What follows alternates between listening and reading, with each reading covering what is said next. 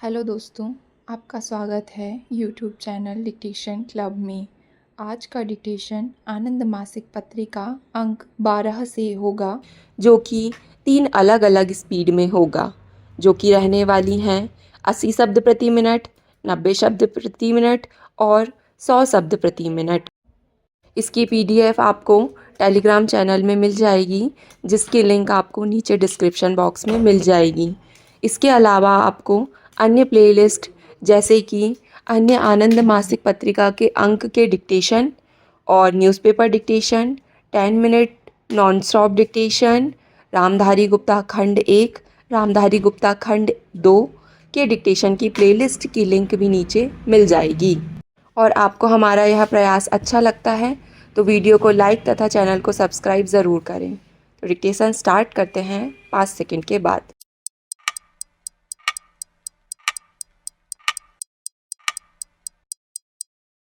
Start. महोदय, budget में जो एक खास बात रखी है वह परिवार नियोजन या जो परिवार कल्याण के काम हैं उनके लिए स्वास्थ्य सहायक की एक नई योजना है। मैं ऐसा मानती हूँ कि अगर स्वैच्छिक तरीके से इस काम को हम कराते हैं तो इसमें अच्छी सफलता हमको मिल सकती है और स्वैच्छिक तरीके से इस काम को कराने के लिए ये जो स्वास्थ्य सहायक होंगे इनका बहुत ही महत्वपूर्ण काम होगा।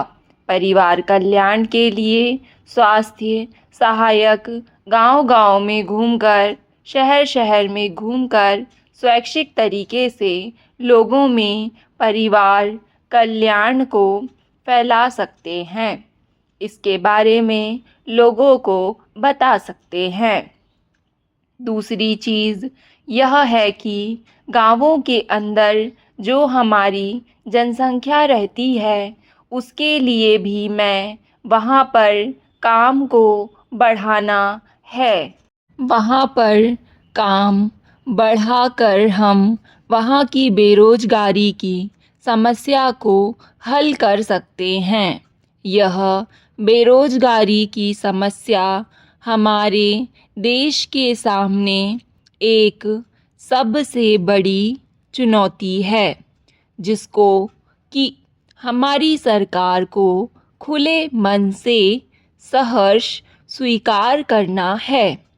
इस चुनौती और चैलेंज को स्वीकार करते हुए ही हमारी सरकार ने, मैं समझती हूँ, जो पिछली योजना हमारी है उसके लिए ठीक ही इस वर्ष अधिक रकम रखी है। हरिजनों को रोजगार देने की जो व्यवस्था थी उसके लिए भी इससे ज़्यादा रकम रखी गई है।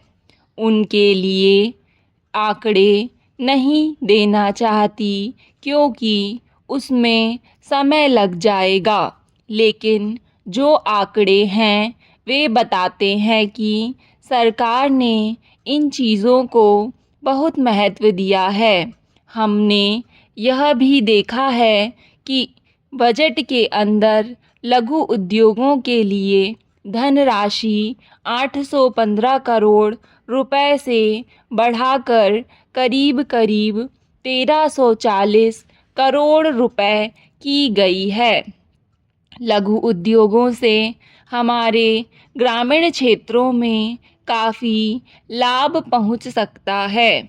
आज हमारे देश के सामने गांवों में बेरोजगारी की समस्या है।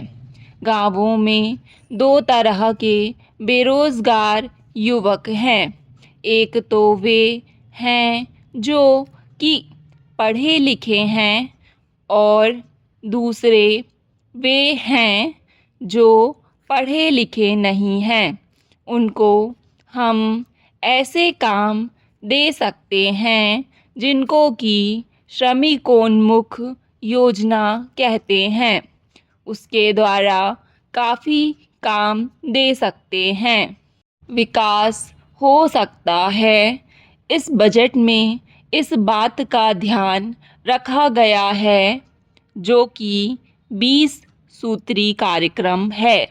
उसमें हमारा एक अति विशेष कार्य है स्वच्छ व शीतल पेयजल सभी को उपलब्ध कराने का। महोदय, हमारे देश में ऐसे गांव हैं जहां पर कि पेयजल की कठिनाई है। वहां के लिए हम अच्छा पेयजल देने की योजना बनाएं। मुझे इस बात की खुशी है कि सरकार का ध्यान इस बात पर गया है। हमारे देश के जो समस्याग्रस्त गांव हैं, उनके लिए भी इस बजट में काफ़ी रुपया रखा गया है, जिससे कि हमारे समस्याग्रस्त गांवों की समस्याएं हल हों। ये ऐसे कार्य हैं जिनके द्वारा हमारे गांवों में रहने वाले लोगों का जीवन स्तर ऊंचा होगा, स्वास्थ्य भी अच्छा होगा।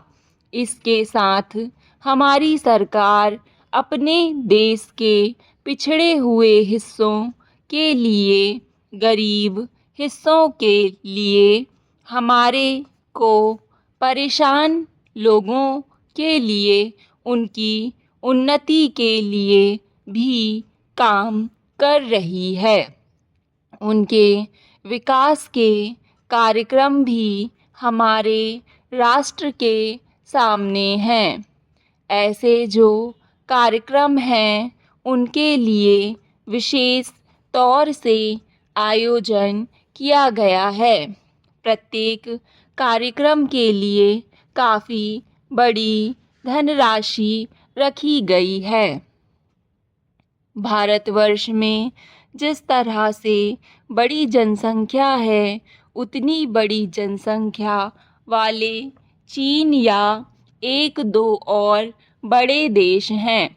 वहाँ पर भी हम जानते हैं कि देश चीन और दूसरे देश अपने तरीके से अपने अपने यहाँ इस कठिनाई को देखते हैं और इसकी बात करते हैं। सन 1971 में चीन ने भी परिवार नियोजन को बड़े ज़ोरों से आरंभ किया और 1% समृद्धि दर कम कर पाए हैं 10-11 वर्ष में। और उनकी ऐसी योजना है कि करीब 2000 में नकारात्मक समृद्धि बनेगी और 2050 में जनसंख्या 35 करोड़ तक आ जाएगी। इस तरह से हम देखते हैं कि हर एक देश अपनी आवश्यकता के अनुसार योजना को बनाता है। भारत में भी हमें बड़ी सच्चाई के साथ सबको मिलकर यह कार्य करना पड़ेगा और लोगों के पास जाकर उनको समझाना होगा कि हम कितनी भी उन्नति कर लें, जब तक इस कार्यक्रम को सफल नहीं बनाते हैं, हम विकास नहीं कर सकेंगे।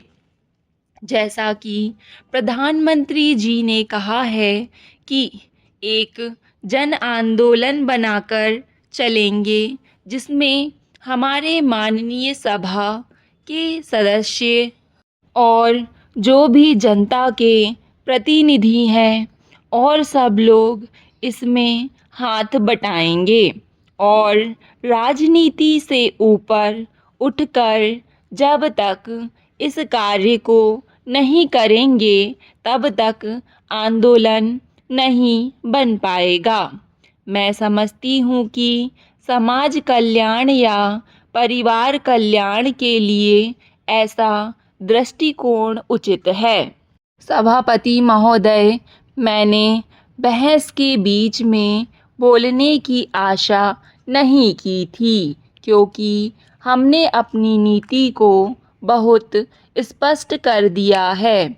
मुझे एक माननीय सदस्य से यह सुनकर आश्चर्य हुआ है कि हमारी नीति स्पष्ट नहीं है। मेरे विचार में हमारी नीति बिल्कुल स्पष्ट है। मुझे इस बात पर आश्चर्य है कि हमारे माननीय सदस्यों को हमारे देश की जनता पर विश्वास नहीं है, जिसे वे बराबर प्रकट कर रहे हैं। हम क्या ऐसे नागरिक हैं जिन्हें अपने में भी विश्वास नहीं है? बहस को सुनते हुए मुझे ऐसा लगा कि यह प्रश्न उस प्रश्न से कहीं अधिक महत्व का है। बांग्लादेश के शरणार्थियों का क्या हो रहा है? यदि हमें अपने पर विश्वास नहीं है तो हम कुछ कहें तो उसका कोई मतलब नहीं रह जाता, क्योंकि हम उसे उपयोग में नहीं ला सकते। मैं यहाँ जो कुछ कह रही हूँ अपनी जनता और अपनी सरकार में असीम विश्वास के साथ कह रही हूँ।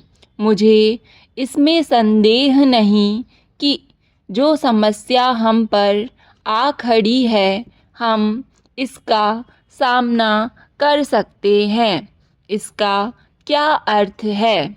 क्या इसका मतलब यह है कि किन्हीं शरणार्थियों को कोई कष्ट नहीं होगा?